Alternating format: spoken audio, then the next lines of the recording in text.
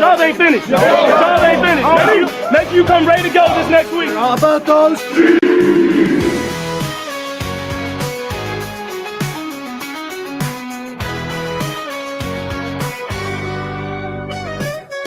Are you ready for the best Kansas City Chiefs insight? Welcome to the Four Guys in a Bar podcast, presented by Chiefs Blitz and sponsored by Eric Haynes with the Eric Haynes Group. If you're looking for a real estate expert, call Eric Haynes today at 816-729-3785. That's 816-729-3785. Now, here is your Chiefs Blitz host, Nick Athan, with Lou Montagna, Andre Tillman, and Hense Todd. Welcome back to the next edition of Four Guys in a Bar, presented by ChiefsBlitz.com. I'm your host, Nick Athan, publisher. Check out all your Chiefs news at ChiefsBlitz.com. Joined by Mr. Hense Todd with Bowtie Sports. You can check out his show every Saturday, 1 o'clock Central Time. They talk all things Kansas City sports related with the coach. Before we get started today, we got some breaking news from the Chiefs. Going to talk about the Raiders win, but before we do that, let's talk about our corporate sponsors. First up would be Mr. Eric Haynes with the Eric Haynes Real Estate Group. If you're looking for someone who can walk you through the process of buying or selling a house in the greater Kansas City metropolitan area, there's nobody better than Mr. Eric Haynes. As you all know, he helped Emily and I find a house. It was a long process. He stuck by our side. He negotiated the best deal possible, and we couldn't be happier. So if you want the same experience, call him today at 816-729-3785, or you can email him at esaleskc@gmail.com. Proud sponsor of Chief Who? That's correct. Also, another proud sponsor is my incredible wife, Emily Athan. If you are looking for a flexible health coverage plan, whether that's a private option or open enrollment begins November 1st through December 15th. If you're looking for an ACA plan, she can help you with those as well. So for a free evaluation, give her a call today at 913-215-9086. Emily. Absolutely. And our newest sponsor, Roll Tape. Buy a cell phone at Resell Electronics and save up to 25%. Our phones are pre-owned and in great condition. We carry top brands like iPhones and Samsung. Sell us your old phone and we'll offer you cash on the spot. Resell Electronics in Independence. That's right. Resell Electronics is our latest sponsor. They got everything you need from a consumer electronics standpoint. If you're looking to trade in some of your old stuff, just cash out on some stuff that's lying around the house or stuff that didn't sell in the garage sale. Give them a call. Go to their two locations in Independence on Nolan Road and 40 Highway. Call them at 816-886-7285. They are your one-stop source for selling and buying consumer electronics. You can visit them at their website too, www.resell.electronics.com. Resell. That's right.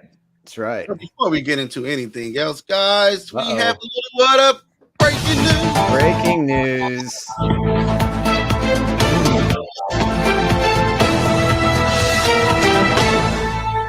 There it is. The Kansas City Chiefs have acquired outside linebacker. He goes by Joshua. I was told that a little while ago. Uche. I'm not sure I'm pronouncing that correctly. From the Patriots. The Chiefs will send a 2026 sixth-round pick to the New England Patriots. Comes courtesy of Jordan Schultz at the Schultz Report.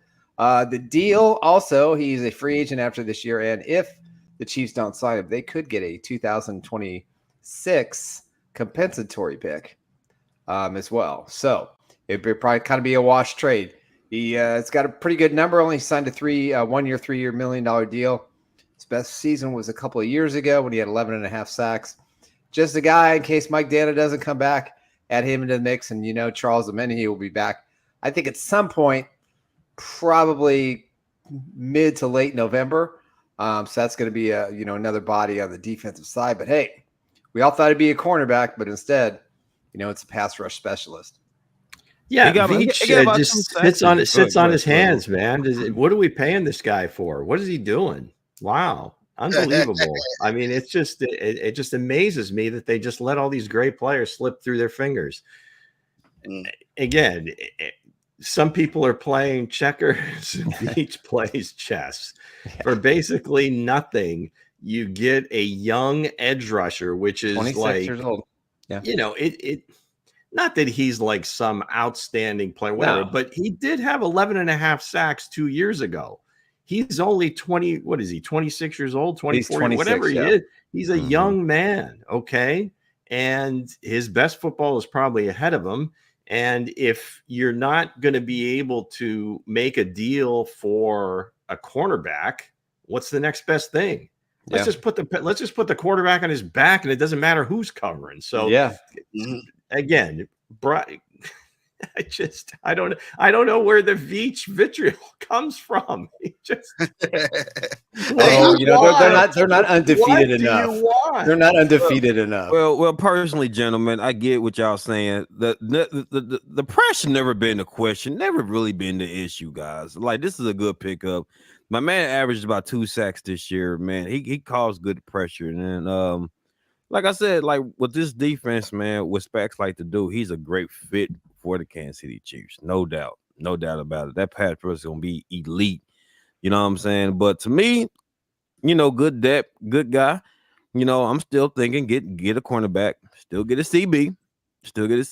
But yeah, it's going to add to me, it's going to add more depth to the already like outstanding defensive front for the Kansas City Chiefs. Well, it's insurance for Mike Dana. I mean, I think he's dealing with the same injury that Joe Thuney. We don't know what level it is, but it doesn't sound like he's going to play anytime soon. And then with Amenahue coming back, again, this is just a guy. He's a pass rush specialist. Right. That's all he is. Right. Put him on third down, pin his ears back. You could double him up with Karlaftis on one side, put Chris Jones on the other. I mean, there's a lot of really cool things that Steve Spags is going to be able to do this. Plus, he's fast. He's got a motor. I think he kind of drowned a little bit in the defense the last couple of years. Just didn't hit. He hasn't started a lot. He was a bench guy. And I think the Chiefs will use him right. I'm sure Spags is very excited to have him. And I know Andy was. He made that pretty clear today in the press conference. Yeah, I watched the guys' highlights as soon as it happened. I said, hey, if whoever can push Josh Allen and Burrow and everybody else on their backside, I have to worry about Burrow again this year.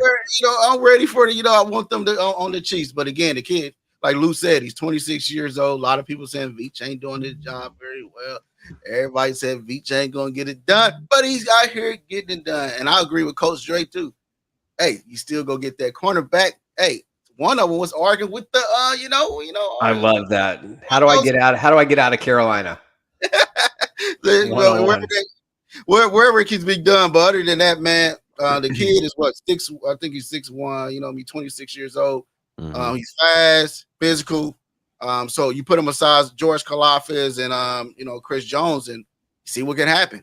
He's been playing very well, but Mike, like Nick said, Mike Diner on his shoulder, he got what is going on with that. So, and Charles Omenihu, who says when he's come back, is he gonna have to be like on the snap count? So you bring in Joshua. We're gonna call him Joshua. Yeah, but you go ahead and see what happens. Here we go. John with the stats here. Since 2022, his pass rush rate is 17.5, which ranks 5th in the league. His pass speed rate is 2.81 seconds. He gets there pretty quick. He looks to me like, thanks, John, for that. He looks to me like kind of like Frank Clark. The way he gets underneath the tackle, the way he can go inside between the tackle and the guard. Guy. Very, very similar. Is it because he wears 55? No, I mean, obviously that number comparison is what got me there to begin with. And they went 55. But, in the limited video I've seen of the guy in the last, 45 minutes, he looks a lot like Frank out there. What I liked about him, he's relentless. You don't watch a lot of Patriots, do you? No, I don't. Oh, okay. No offense, Josh. That boy fast. That boy, hey, he's very elusive on the edge. He's fast, man. Who's the guy that they traded to Atlanta that always wears the red sleeves? Judon.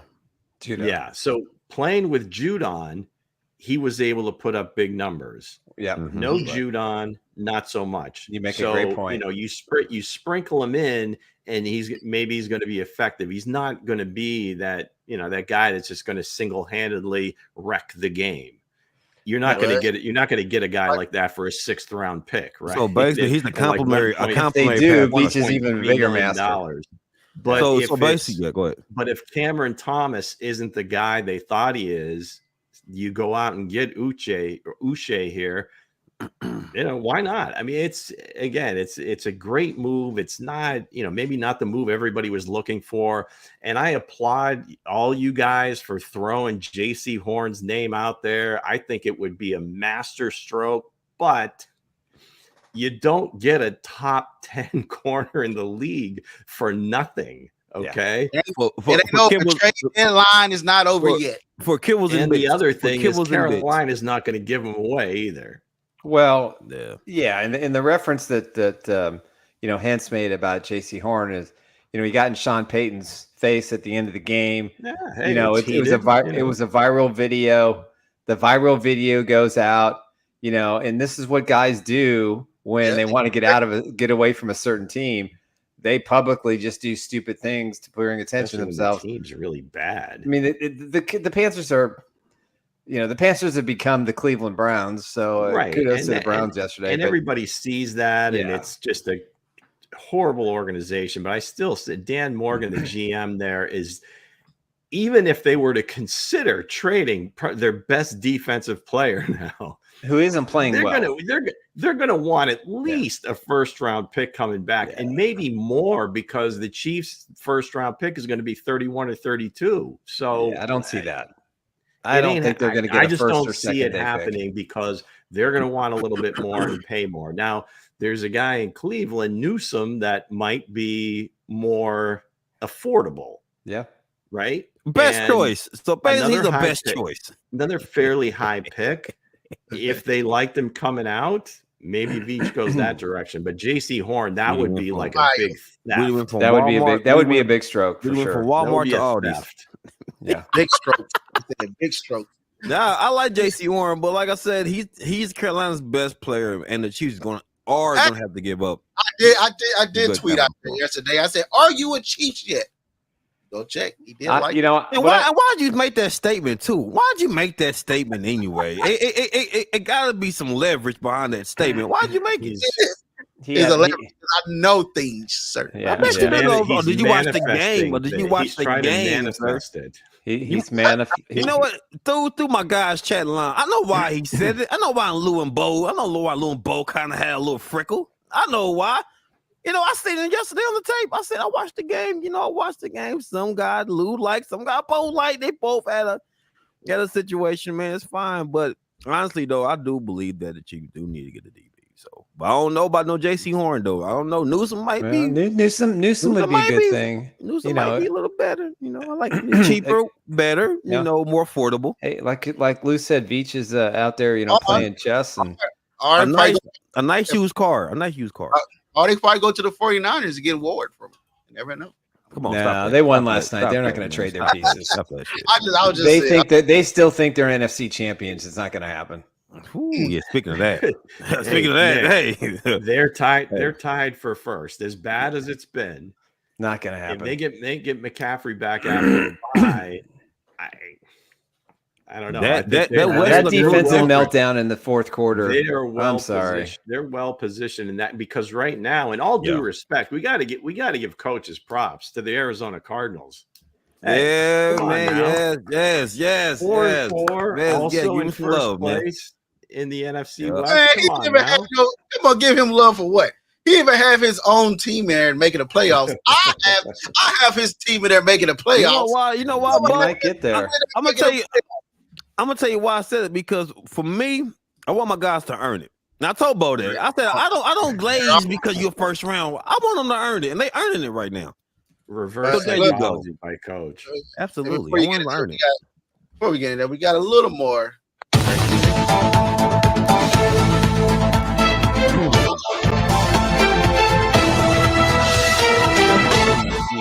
Going to Friday this week. Gut-wrenching. Again. Gut-wrenching. Chiefs plays tight end Jody Fortson on IR with a knee injury. I can't believe it. It's so sad. It broke my heart. I literally was like almost tearing up when I saw him, and he gets to the sidelines after the two coaches can't put any weight on his leg, and he's just shaking his head with his helmet on, and it just broke my heart. He was being productive. He was a blocker mauler. He was doing his Jason Dunn, interpretation, crashing the line of scrimmage. Just sucks. I love this kid. He has persevered every possible injury you could have as an NFL player. And he's just kept his faith. He's kept his strength.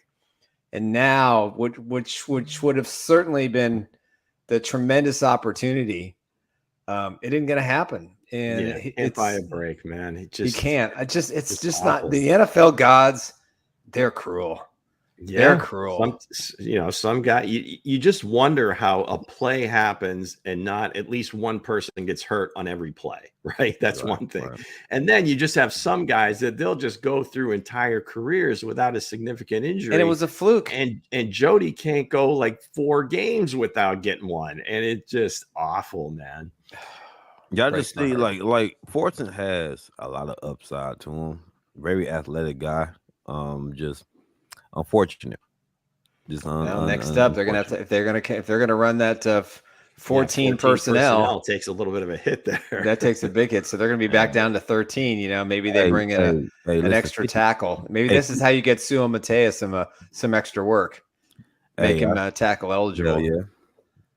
Hey, Noah Gray look good though. Noah Gray look good. Is Hendershot still on the practice squad? That's a good I don't know. I think they released him, dude. I thought they released him too, but they released him, but I thought maybe they brought him back on the practice squad, but I didn't. Yeah. Let's see. I should have checked that. I would, because I'm thinking they're going to want to have a 4th guy. Kansas is wildly active. Yes, Peyton Hendershot is on the practice squad. Yeah, so maybe you see him come up and he'll be that 4th guy because he could still catch a pass here and there. I don't know if you're going to see Kingsley running many routes. Yeah, he is the only. He's the only tight end on the. Although what I thought interesting yesterday is when they did bring in a tackle eligible, they brought Caliendo in, not Kingsley. Right. So that was interesting because I would have thought they'd want to get the kid as many snaps as possible, even if it was just as a tackle eligible. Caliente. Yep. Well, I'm praying for the kid. Like, the injury buzz has been biting him over the years. You know what I mean? It sucks. First, he came in as a wide receiver when he first came into the league. Mm-hmm. He switched positions to a tight end. Big man, yeah. So, you know what I mean? And now this just keep happening. And, I know that be happening to me. Shoot, I probably be like, man, what the heck, man? Like, Jesus Christ. Mm-hmm. But again, man. Some people are just injury prone. Mm-hmm. So what you have for the 6-pack, Lou? The 6-pack is on ice, ready to rock and roll. Strike up the band, Hensley. Let's go. This past weekend, there is that wonderful graphic. Can we please get some pepperoni for that pie? One request. Come on now. All right. So we'll start off in college football as I normally do. And first one here, and I try to point to different prospects and guys that I watch that I kind of like. And this kid I really liked. He's a Notre Dame quarterback right now, Riley Leonard. But I spotted him at Duke a couple of years ago. Big athlete. I want to say he's probably size-wise, I want to say similar to a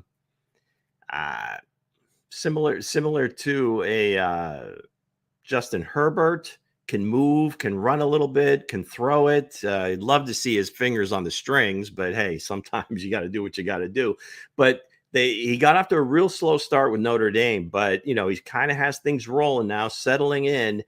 Not that he's going to be a high pick in the league in the draft, but I could see him be like a middle round pick, developmental guy that could eventually turn into a Brock Purdy. Again, not the same size or same style athlete, but just a late pick that actually develops into a good starter in the NFL. Always liked him. So again, I know people have certain thoughts about Notre Dame, but here's a Notre Dame kid that I think you can root for sure. Right. So that was number one. Number two, also in the state of Indiana. And this may be, with all the great college football stories right now, this one might be flying a little bit under the radar.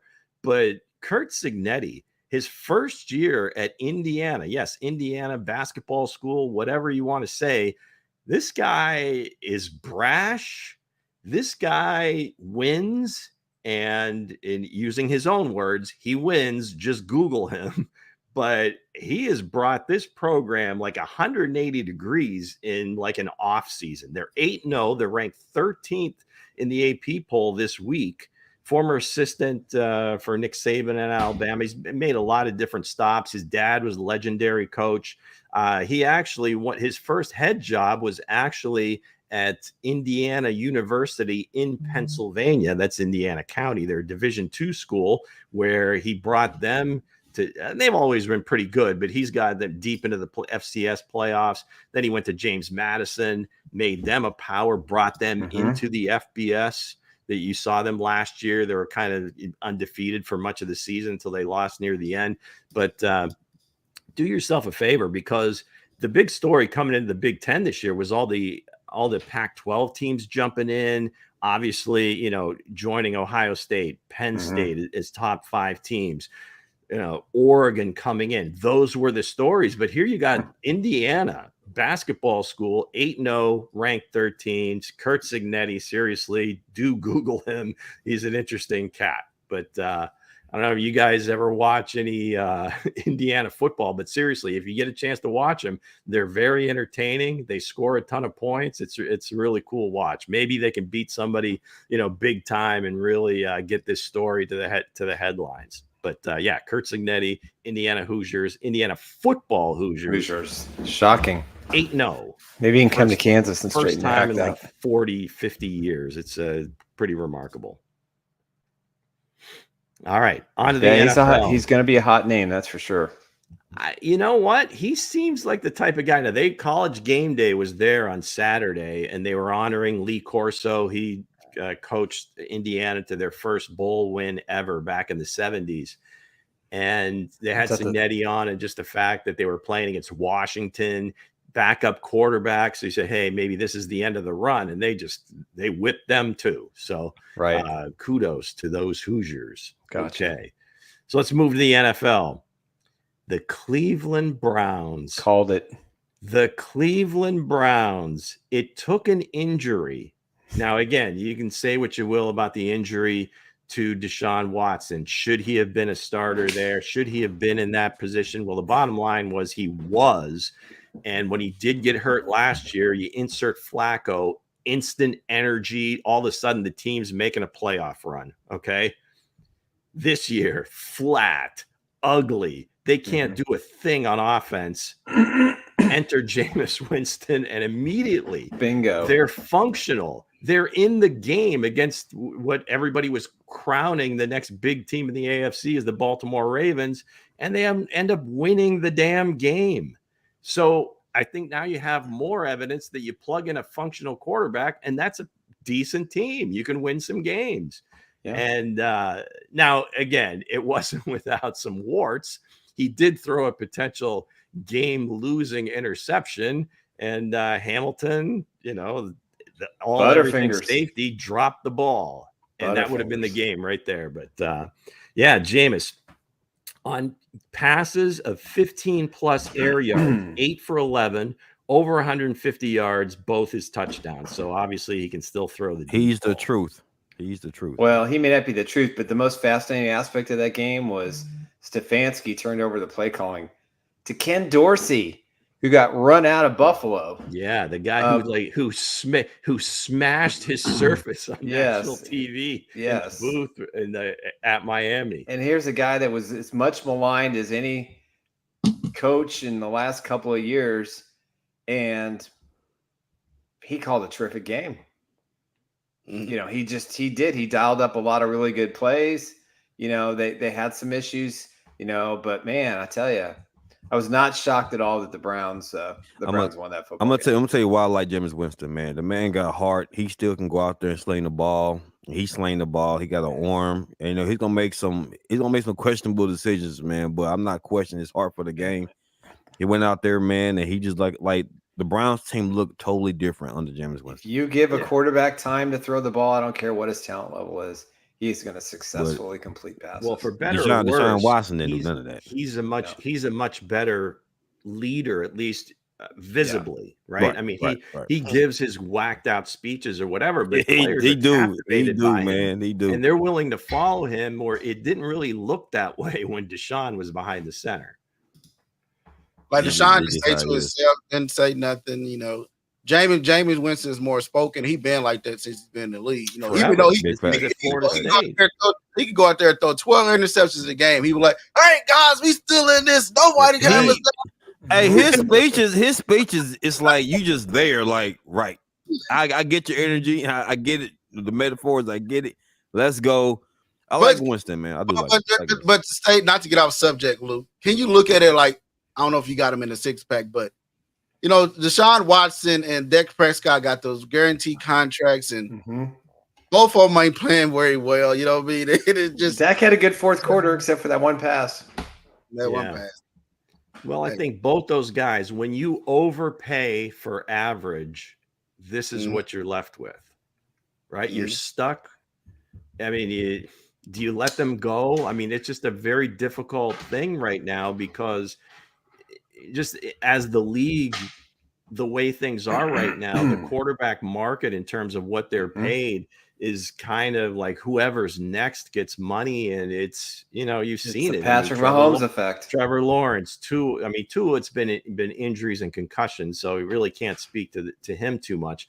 But Trevor Lawrence got the bag. I mean, Joe Burrow's playing well, but you know the team is not playing very well. You mentioned, you know, Dak, Deshaun, and the beat will go on. It'll chew up teams and their salary caps for a while, and eventually they'll figure it out. But for the time being, you just got to scratch your head and say, never overpay for average. Okay, next one. Everybody saw it. The shot heard around the world in the late window. The Washington Commanders. The Bears somehow inexplicably take the lead late in the game after poor, I don't know what you want to say, poor quarterback play, but the offense really wasn't doing anything till the fourth quarter. And they just, Washington let them hang around so that they take the lead. But at the end of the game, hail Jaden, call it whatever, Noah's Ark. I've heard different names I like that they're calling this thing. But, you look at this play. Now, we've heard every coach and analyst break down exactly how much the Bears effed this up.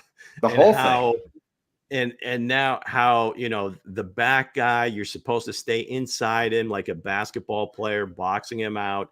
So we can say what we will about Tyreek Stevenson. We'll talk about him in a second. But I'm sure there's another guy in that pile in front of Noah Brown that's saying, oh, crap, I was supposed to be back there. Right? Yeah. But it's just a freak play. Daniels, he ran around for almost 13 seconds. Yep. And again, inexplicably, the Bears had a spy. What the hell was he going to do? Run 70 yards for a touchdown? What are you doing? But he launches it, 65 yards in the air, put the perfect amount of arc on it. And as our good friend Rasheed Wallace used to say, Tyreek Stevenson, you're talking your crap during the play to the fans. Ball don't lie, because he's the one who tipped the pass, raced over and tipped it up in the air. Noah Brown catches it, but I don't know. It was amazing all the way around. It was like you said, the shock around the world. I call it the 5 dime, man. He put the dime right there where it needs to be. It was no damn dime, man. It was a freak accident. It was a freak play. He put the dagger right into the Bears. The Bears took Jalen Davis. They should have took Jalen Williams out there.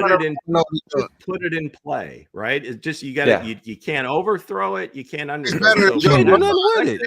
It was a perfect pass, but the Bears botched that up. It's funny. I was watching the son of my 8-year-old Zale. And, he's like, we're watching the last play, and he's going, man, he's throwing it really far. And the guy catches it. He goes, he caught it. Oh, my God. He caught it. And I thought, hey, you don't get that excited when the Chiefs score a touchdown. It's the last play of the game, Nick. Come on. But no, it was pretty great. But you know what the best part about this whole thing is? What's that? The best part about that throw is if that ball had not been tipped, it would have still landed in his arms because of the trajectory and where the Redskins were lined up. The tip just slowed it down. They completely screwed it up. That was a perfect pass. Lost their fundamentals because all the Bears went for the ball instead of covering their men. Yeah. Right. Yeah. And Stevenson, instead of like kind of spiking it, he tips. I would have cut him. I would have cut him before they got on the plane. How about him be in play? The ball is live and he's standing 20 yards away yelling at people in the stands. Yep. How do you guys feel about it? I mean, no, he should be cut. He would not have gone on the plane. He would not have been on the plane ride home last night. No way. A little jaw jacket. I was the head he coach. said, "What's up?" They said hello. He said, "What's up?" to him. He was like, "Hey." After the game, going out for drinks. Yeah, he was. I would have traded him for a 2030 7th round pick. You would have traded him? You would have traded Stevens? I would have cut his ass. Absolutely. Man, that's shit. Come to Arizona. Don't knock the throw though, because my guy. I'm not knocking the throw. No, my guy. Everybody say, "Hey, yes, he's a bow tie guy." I said he should have went. Don't knock the throw. No, he would not have had the same success in Chicago. No way. The Commanders did everything right on that play. They did. That's what he did. You can't say because even the play before where they had to hit McLaurin, like what was it, under 6 seconds left to get a little bit closer, and the Bears just kind of let them do that. Yeah, and then there's a spy. Then the DBs kind of lose it. So you're going to have coaches that could be fired. Probably not. But there's going to be guys in that meeting. They're going to have to step up and say, I messed that up. Players and coaches, because they either weren't prepared or just mentally just said, hey, we won this game. That's it. It's over. And you got one of these guys talking his crap. Yep. During the play. I mean, I've never seen that before. When I first heard it, I thought it was like before the play happened, but the ball is live. Jaden Daniels is running around and he's facing the other direction. So yeah, he'd been running 4 or 5 seconds at that point. He was paying no attention. Anyway, Tyreek Stevenson is one of their best defensive backs. Second year out of Miami. This is obviously a huge teaching moment. Cut him. This is going to be with him the rest of his career. I would have traded him. He's in the most famous never play. Going to live this down. 20 years from now, 25 years from now, we're going to see him every single time. We're going to see this play thousands and thousands of times. This, to me, was the best Hail Mary throw outside of Doug Flutie's I've seen in my life. So would you trade McDuffie if McDuffie was to make that same mistake? I don't care what team you're on. I'm going to tell you right McDuffie. Now. I would trade. You don't do that. That was a Peters First of all, move, Spags would never. Right? He would never do that with a Spags team. Bo, how you feel, Bo? That's a Marcus Peters move. Yeah, it was a Marcus Peters move, and they got rid of Peters. Would you trade Marcus Peters? And they got rid of Peters because he was Marcus Peters. That ball would have been picked off. He would have. Peters would have just grabbed it with one Jordan one hand. Hold on. The question is, if one of y'all favorite players would have did on the Chiefs team, Bo, would you cut him? If there was a player that did that on the Chiefs team, I'd feel the same way. You're talking about real good answer. I'm not saying cut people. Nixon cut people. I'm just saying I would have fielded trade offers. Okay. I'm just asking. I would. I'm not moving the guy, but if I'm Andy, if I'm Andy Reid, right, I'm having a serious conversation. He ain't playing for a few weeks. Defensive coordinator. Okay. Good job, Nick. I'm just saying. He's benched. Secondary, worst case scenario. Coach. And everybody, we're going to put this up in front of the entire team, and everybody explain to me what you're doing on this play, and then what your actual responsibility is. But here's well, you know what I would do? I'll have everybody kick his ass in a minute. Here's the problem. It's certainly an approach. Yeah. Here's the problem, though. Right. You've got a Bears football team that took arguably one of the top 2 quarterbacks. Mm-hmm. You made some changes. You added some players. You're trying to change the culture. And you start the season, what are they? What were they, 4-2 going into the game? 4-2, yeah. 4-2, yeah. They're 4-2, which I think is a surprise. I mean, the schedule hasn't been all that tough. Right. But, you're trying to change the culture. You're bringing in this fiery young quarterback who's going to give you all sorts of things, good and bad, but you support him and you build this team around him. You add weapons, and then you got a defensive player who would rather go tout the fans 4 or 5 seconds into the play before he realizes, oh, crap, I got to get down there. And to his credit, he ran down there, but he's not teaching. It's not a good look. It's not a good look for the head coach. It's not a good look for the defensive coordinator. That defense was not prepared for that play. Regardless, he did apologize. He did. Well, yeah, he did after the game. But here's the thing. Now, maybe in high school you could cut the kid. Maybe in college you could cut it. But this is the NFL. Not in today's world. You couldn't cut him out and everything else. No. But the other thing is this: is the team has to. If a team is used to losing, they have to learn how to win, right? So now this is like the ultimate teacher to say the game's, if there's time on the clock, the game is not over. And you hear Patrick say that every time, usually from being behind. If there's time on the clock, Bill Belichick would have gone on the field and thrown him to the sidelines. Belichick would have snapped. Imagine that if that was to the playoffs to go to the Super Bowl, right? Now's a different philosophy. Now I'm different. Now I'm different now. And then I'm different now. The problem is if the Bears lose multiple games in a row, this will be the catalyst for that. Yeah. Well, that was a Super Bowl because even as bad a game as Caleb played, he played really well in the fourth quarter. He did what he could. He did what he could do against a good defense. Yeah. But as far as just the feeling they had to have on that plane ride, even though Washington to Chicago is not a long ride, but it probably felt like about 12 hours, right? Yeah. Okay. Last two. It sounds like everybody's pretty much had their fill of National Tight Ends Day. Yeah. But I'm going to pile on one more time. So it was National Tight Ends Day, and boy, did they produce. My goodness. Yeah, they did. 16 touchdowns, a bunch of catches. Hell, Killa Trav led the way with 10 receptions, 9, whatever. Cade Otton had 9 receptions and 2 touchdowns. Trey McBride had 9, over 100 yards. Kyle Pitts off the milk carton. Man, how many yards out did of have, witness Lou? protection, another 2 touchdowns, and then last night Kittle Come goes on, off. Kyle Pitts. He's the one that started the whole damn thing. So Kyle pretty Pitts. cool to see the tight. Pretty cool to see the tight end really kick some ass on their day. Man, talk about it. Listen, I'm excited. Pitts got off. I'm like, where is this dude at? Hey, it took National Tight Ends Day. National Tight Ends Day. I think it should be National Tight Ends Day every Sunday. He said, I'm just saying. Lou said he was in witness protection. Yeah, he was gone. Nobody knew where he was. So now Kirk Cousins it took a national holiday to see Pitts, guys. Throwing him the ball. Yeah, Kirk's cooking. Kirk had a good game, man. He's beat the Bucs twice. One, this one could potentially come in the same category as Tyreek Stevenson. I don't know how you guys feel about this, but I think Hense brought this to my attention first. Okay.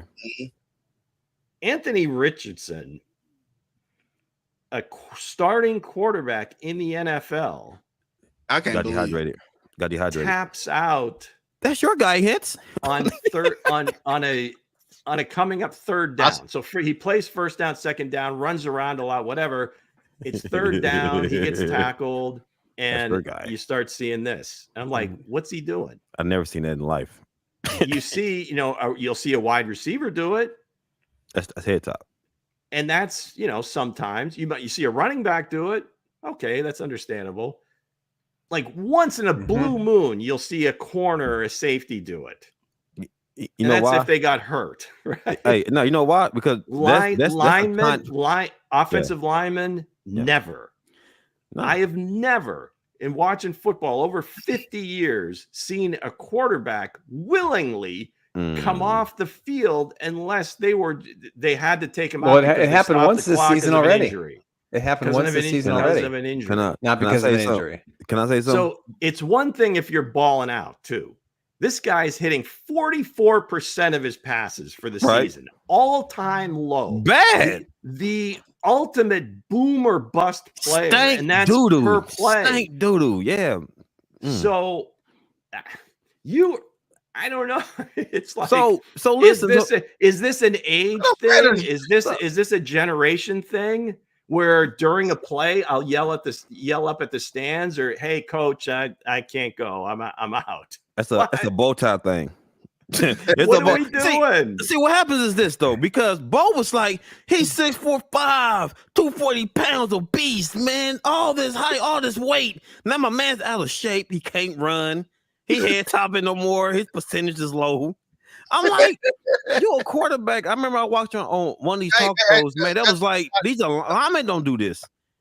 So you mean to you? That's why I switched to the other 5, sir. That's why I went to Washington. I switched to the other 5. But this was your boy. He better than CJ Stroud. So like he's like, supposed to be like the CEO of this organization. You are the guy. Could you? It's going to take like a kneecap on the other side of his leg to get Patrick off the field. Hands are prone, no stamina. And even then, they could barely get him off. You just like had this like horrendous high ankle sprain, and your coach is dragging you off the field, and he's trying to drag the coach back to get back in the game. Stop running the damn ball. I mean, Stop running the damn ball.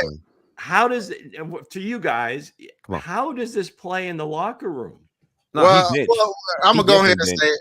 You know what I mean? I feel like he's still a rookie, so I'll give him a pass. What? No, you can't do that.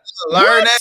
You're too forgiving, man. Guys, in the comment section, do y'all agree with Bo? He said he's a There's rookie. only He's out of 17 shape. games in an NFL season. You don't quit in any of them. Guys, he's out of Period. shape. Well, You it was are just one play, Nick. Come on. What's that? People one play. Hey, John said he quit on the team. Ruben said it's a bad look. Really? It is. It is a bad look. A divisional game. As Shane Falco said, I want the ball. Yeah. Yeah. Exactly. I'm like, come on, man. Now, lose some damn weight. Lose some damn weight. Body. Lose some damn weight. Look now, Lou. What did Patrick Mahomes say to Andy Reid on the sideline when he was trying to tell him to go get an X-ray? What did he say? What did Patrick Mahomes say? He said, "I don't have the actual audio, but I'm pretty sure." He said, "No effing way," and he ran off, and he got his X-ray, and he came back out. Heart, determination. The boy had no heart. The boy had no heart, man. He quit on the team, bro. So I don't know how this is going to play with them. They seem to function better as an offense. I mean, I don't know if this is. It's a total different situation from Deshaun Watson, but it seems like when Flacco's in there, they function much better as an offense. And they were in the game. Oh, absolutely! It was. I think it was fairly early in the game too. It wasn't like the fourth quarter or anything. 44% on down. That's that. And then to me, even more crazy is he gets in front of the mic, and you don't advocate people lying, but I had a cramp, or geez, my contact got ripped out, or I got like pellets from the field in my eyes. Mm-hmm. So hey, I was just really tired from running the last 2 plays. Hey, Lou. He said stats don't matter. He said, I'm not worried about stats and QBR. Yeah, it doesn't define me as a player. I appreciate that if you're making plays, and they're just not enough plays that are being made for him to feel like I'm in. Right? I've arrived. He ain't done yet. 1 year in college, he's great. Look at his 1 year highlight tape. He's great. Look at him. 12 starts, 12 or 13 starts at 12 or 13 starts, man. So is he Lewis? Would you say he's the guy from the Raiders? What's his name? Russell, whatever his name is. Jamarcus Russell. Jamarcus Russell was fantastic. No, he's not that bad.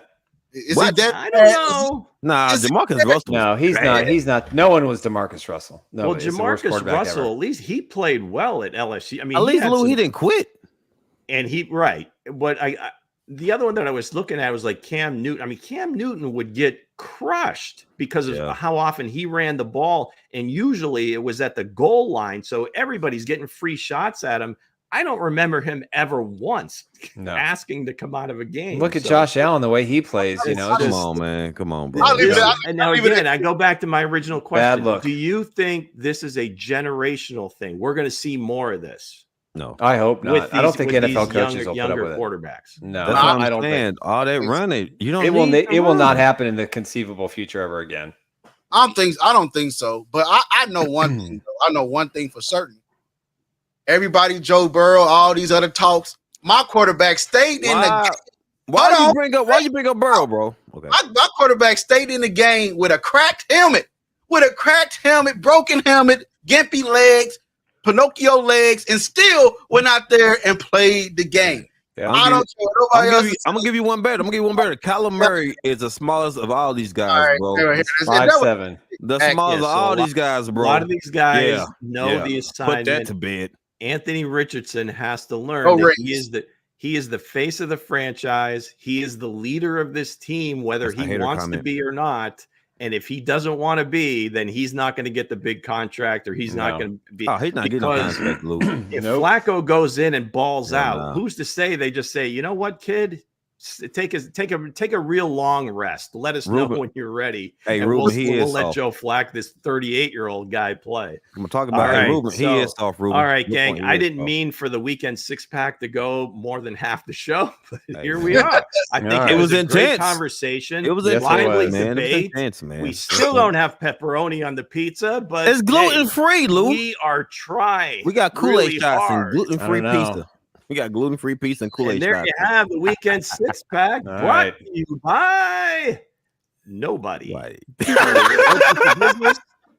Let's go. Absolutely. We need a sponsor. It is open. It is open. If there's an open sign says vacant. Let's get right into it, guys. What do you guys take away from the Chiefs versus Raider game? What was your guys' takeaway from that? Brock Bowers, man. I like Brock Bowers. Yeah. in the first quarter, and then they stopped throwing the ball down. Hey, listen, Nick, I was gonna comment on the group chat. I was gonna comment because after that catch you made on McDuffie, I was like, my hands couldn't move fast enough. I was like, dang. Brock Bowers, like bro. The all-time Coach Dre statement. What was your takeaway on the Chiefs game? Brock Bowers. It was Brock Bowers. I was like, dude, listen, guys, he looked younger with his helmet on. He looked so much younger with his helmet on, but when he take it off, he look old, man. But now Brock Bowers to me, like he looked like in the first half. He looked good. Hey, Benjamin Button. That's what he is. He's okay, well, it doesn't matter what Brock Bowers did. He didn't do any. He made a couple of catches. Is that the Chiefs defense keeps showing up every single week? Yeah, that's true. And I think the national media and people that pay attention to this kind of stuff are finally starting to notice. Yeah. But what I would take from it, guys, is Drew Tranquillo is the best signing I think we got on this goddamn defense. This guy was unrelentless. He was everywhere on the field. I mean, stopping people, diving in, knocking linemen back. The best player? I said best signing that I seen them sign so far. Drew Tranquillo, man. Hey, a beast. Then he's a troll at that. He trolling the fans at the end of the game. He trolling them on social media. He fits in just well into the game. Me and Kermit left the building. I loved it. I think Drew took a year to kind of settle in as a Chief. Yeah. But now that he's got his extension, all bets are off. He's going to talk his crap. And he was the throw-in last year. The coolest thing I saw is on the one play where the design of the play was for him to basically drop way back. I seen that. Cover, he played cover, right? yes. I seen that. So here he is going back to his days at Notre Dame, playing strong safety, and he's back there, and that kid can do just about anything. Now he's had his issues earlier in the season, but nobody's going to play harder. Nobody plays smarter. It was his game. That yesterday was his game. Everybody else played, but Drew Tranquillo took over that game. I'm gonna say, everywhere. I think while I was watching. Go ahead, Nick. I think, but the three linebackers, Chanel, Bolton, Tranquil, had like 17 or 19 tackles between they had a sack. Tranquil gets a sack. They had three plays behind the line of scrimmage. That's the best the three of those guys have looked together, I think, this season. And it's just when we've all watched the first and goal from the three. We watched the 4 plays. Retarded. And what happened on all 3 of those downs where it was kind of a different guy, who made a play. I mean, the second down one or the third down where Tranquil splits the outside guy and goes and just dives at the legs. Where, man? And he was outside, and you just don't see. Right. It happens so fast that he was able to dirt between those the two linemen. And the Raiders offensive line too, it's has dealt with a lot of injuries, but still, my goodness, that fourth down stand, that changed the whole game. Yeah, that was it did. It did. I think for them to be in the red zone, and let's face it, the Raiders was right there, man, but they just couldn't execute down the stretch. And another thing too, DeAndre Hopkins, when the ball was thrown his way, caught it. And I feel like that opened up so much for Travis Kelce too, man. If you look at when they really get on board, and I told everybody this. So they signed up D-Hop, man. It's scary. One play where they were a little off, where I think DeAndre, I don't know if he was running with one of those over routes or whatever, and Patrick sailed it over his head. So I don't know if that was just a bad pass, or maybe Patrick thought he'd run it a little bit deeper. Yeah. But again, those are things that time on task. Yes. He's gonna be a huge addition. I don't think there's any question about it. It's scary. I think that's what excited me most about the game was the fact that he looked like he fit in. I mean, when Travis Kelce scored that touchdown, his first of the year, there he was just hugging him from behind and pounding on his chest. And this is a guy who's been with the team for what, 96 hours? Yeah, but and he's already he didn't get to do that much. He didn't get, but he has that camaraderie already, and he's got that I'm part of this team mentality. Team feel, yeah. And I'm telling you, when Juju comes back in a couple of weeks, and he's had time to mesh, they'll take a little pressure off Xavier, who I think they're trying to feed too much. He can't run the route tree yet. They still have to break. I think they're not feeding him enough. Well, I think they're trying to have him do things that he's not comfortable doing yet because of the loss of Rice. Also on D-Hop, man. I forgot that he's his own agent, so he actually chose Kansas City. He could chose where he wanted to be traded at. So he actually chose Kansas City because he's his own agent. He don't got no agent representing him. So, hey, he wants that ring as bad as Brett Veach do. Brett Veach out here trading. He had his own choice where to go. Out here getting, getting people where he need. And I can't say enough about Drew Tranquil, man. Hey, I can tell. I can't say the kid he was me on social media. I said, oh, he's out here trolling just like I do.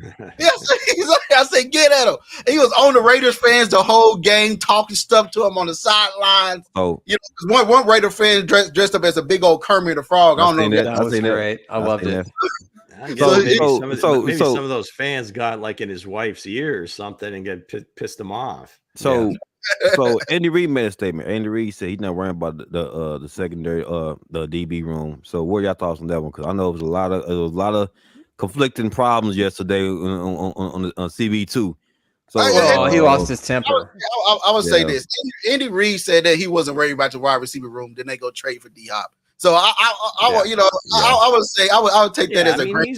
He's a coach. He's never gonna throw his guys under the bus. Right. Yeah. I would say this about Casey Horn about the penalties. You got a rookie and you got another young player. Yeah, Wallace. Again, penalties are going to happen. Now the one on the sideline, again, did Joshua really throw him down? Not really. It's a penalty. The guy's out of bounds. 5 yards out of bounds. No question. Yeah. That was, he did get caught, on a hold in the defensive backfield. At the end of the day, nothing he did cost them anything major. No. Nor the penalties that Jaden Hicks got. And again, just younger players, they'll make those kinds of plays. And I do agree with Coach Reid that in terms of time on task, it will get better with more time on task. When you're playing in games and you're only playing 3 or 4 snaps at a time, and then you come out, then you come back in, it's hard to kind of get a rhythm, get a feel for the game. So I would have a little grace with those guys and say, okay, we need more time on task, more plays. I mean, I think the addition of Roland Wallace is going to help this team long term. I think he'll ultimately get some of those snaps. And what I liked about him was, the game didn't seem too big. He's an undrafted guy. Spags loves him. Merritt believes in him. Obviously, he had the big interception in San Francisco. And on the touchdown he gave up, that was just a terrific throw. you got to get props to Minshew. I mean, he had 9. That was an all-out blitz, and he got the ball on the only place it could be caught, and Wallace had great coverage. So, I think if they make a trade, it's going to be it'll be Monday or Tuesday, just to see what happens against the Bucs and see if they have any more injuries. At that point, they'll know if with Najee Johnson had a concussion. He did not look good prior to that. The game just seems too complex for him at the moment, in my opinion. And again, that's probably just being thrust out there. But they started Williams over him, and maybe he thought he was going to be that starter. And I think it's matchup specific, and I think Joshua being a little bit taller, longer, rangier athlete, with some of the bigger, like a Jacoby Myers, a little bit bigger receiver, maybe they throw him on him. Maybe that was the thought process. I don't know if anybody is above anyone else, but again, it's time on task. And the thing is, to me, is there weren't like any busts in coverage where they just completely blew a coverage and guys are running wide open. Like you said, on that play where he did get beat, Minshew puts it. I mean, there's no defense for the perfect pass. No, that was the perfect pass. I mean, if you put it out there just in the perfect spot, I don't care how good your defense is. The only thing you can do is interfere or grab the guy's arm and get a call. Yep. Maybe he could have done that. But other than that, I thought they were in phase. They played hard. Nobody was, I don't think they were out there like making mistakes, on their assignments. So you got to give them an opportunity and let's see where it goes. The team is undefeated and they're not giving up a ton of points to bail on some of these young guys that you have hopes for, and you see them working. You want to, where that goes. So I completely, Lou. I understand where you come from completely, because this is my biggest take on it. Do they need just another DB? In my opinion, yes. But when you got a good pass rush out there that can cause havoc for the quarterback, I understand. That's why you see on Trayshawn, man. A lot of people ain't talking about number 98, little Aaron Donald. That's what I call him. He was a force out there. Yeah, he's out there. He's playing ball. Having a year. And Jude, George Kalafis had a good game as well. He had a great game. That was one of his best all-around games. Hey, he was. George was the guy I was looking at too. It was George. George is a monster. You know who rocked it yesterday? To get off the defense, Taylor played good, but Morse, Jesus Christ, all those hold calls that he was getting back to back. You know what? I'm going to interrupt your thunder here, pal. Do you know what? Between the two tackles, you know who did not have a single stat in the pass rushing categories? Mr. Early, Mr. Colorful. Max Crosby. He got 0. Nothing. Not a single thing. Not one single pressure. No sacks. Now, granted, they held him a couple of times. Now they held him. Now one of them, they doesn't matter. But they the bottom, him, though. You gotta do what you gotta do, man. You do what you got to do in obvious situations. But Smith, I'm with you, Hense. He's got protect the franchise at all. Wanye has just got to improve his footwork. When I see my Mahomes go down, my entrance in the game went from 0 to 100 to a 0 real quick. I heard he's like, no, I'm concerned. I think that was one of the first times I saw him get tackled from behind. Yeah. Usually he's just ahead of that last tackler and he gets out of bounds. The guy actually tripped him up. That wasn't good. Yeah. Speaking of tackling quarterbacks, not to get out of subject, but Drake put something out there that what happened with the Chargers with the Saints game. They'll try to take Justin Herbert legs. They twisted him up, hold him down. The play was over. The Raiders used to do all the time to the Chiefs. I said, nah, we put them in the ankle lock, bro. You put that man in the ankle lock, bro. I'm like, nah, bro. He's fined. He should be fined. Yeah, he should be fined. Heavy. What did John Harrison put in there? This is great, John. I love your takes, man. John speaks in long version verse. I love it. Good. Yeah, people are worried that the Chiefs play close games. Statistics show there are more games now decided by one score in the last than 5 years ago. There's more parity, which is true. The Chiefs have only trailed parity. Well, whatever. Yeah, parity. The Chiefs have only trailed in the fourth quarter in one game. Cincinnati saw a stat last night in Mahomes' era. In games they've given up 20 points or less, they are 57-4. Defense wins championships, and he's right. I mean, this defense is sick. It's the number 2 rated. It's the number 2. Go ahead. The more games you play in like this, hardens you for the playoffs when all the games are like that. This team, if this you're defense just is rolling, hardened. if you just rolling teams the whole year, you get to the playoffs. All of a sudden, if you get behind a little bit, you don't even know how your team's going to react. Yeah, the Chiefs they don't have to worry about that. They're so hardened by last year and now this year. Now this year they're actually winning all these games and not, putting their teams behind the. It's, it nothing but helps. You don't want to be in close games every week. You'd like to have a blowout every once in a while, but the game was never really in doubt. No, unless of course you bet the Chiefs and then you lost because you were given 10 points. So something crazy. That's why I only bet the Chiefs when they're dogs. Yeah, but still, you look at. Also, shout out to Mahomes for reaching 30,000. Fastest to 30,000 yards, 103 games. Any 35 and any 32 and 4 against the AFC West, or 32 and 5. I don't think he's got 5 losses. What are the 5 losses? I think they went 19-1 on the road. Yeah, 19-1 on the road. Yeah, I know. I heard they say in the division. Yeah, I know. He lost 3 games at home. That's right. I think three AFC West games at home. I think the Chargers got him twice. Chargers got him twice, and the Raiders. That's it. Yeah. The only other thing is the Kareem Hunt deal. Yeah. Where right now, I love what he's doing. He's more of a number 2 right now. Yeah. So hopefully they have a good idea what Pacheco's availability is going to be.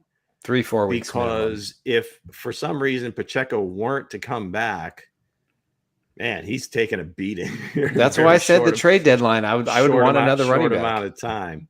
So you'd like to see that maybe. Steele got a few carries and P. Ryan was in there a few plays, 3 third downs, but man, I love what he does. I don't think he had a run longer than 6 yards. No, he didn't. He only averaged 3 yards per carry. But everything was plus yardage. And I think Coach Reed talked about that too, is that everything's moving forward. You're not, he's not getting blown up or dancing in the hole, trying to find something that's not there.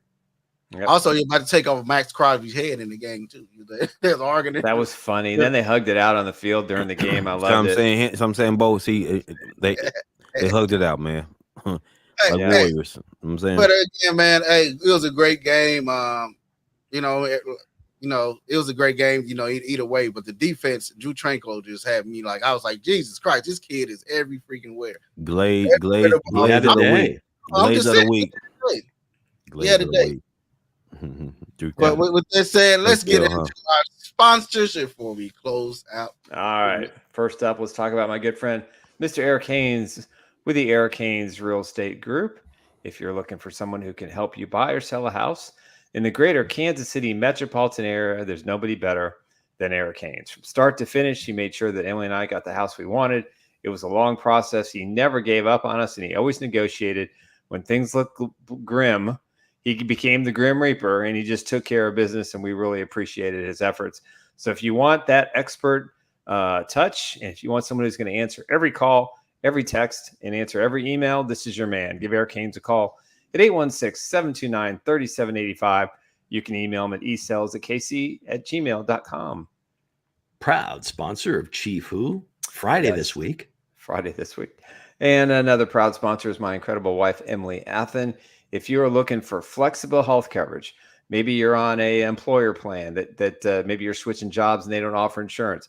Maybe you're on a COBRA plan. Maybe you're looking at an ACA option, or maybe you're looking for a private option.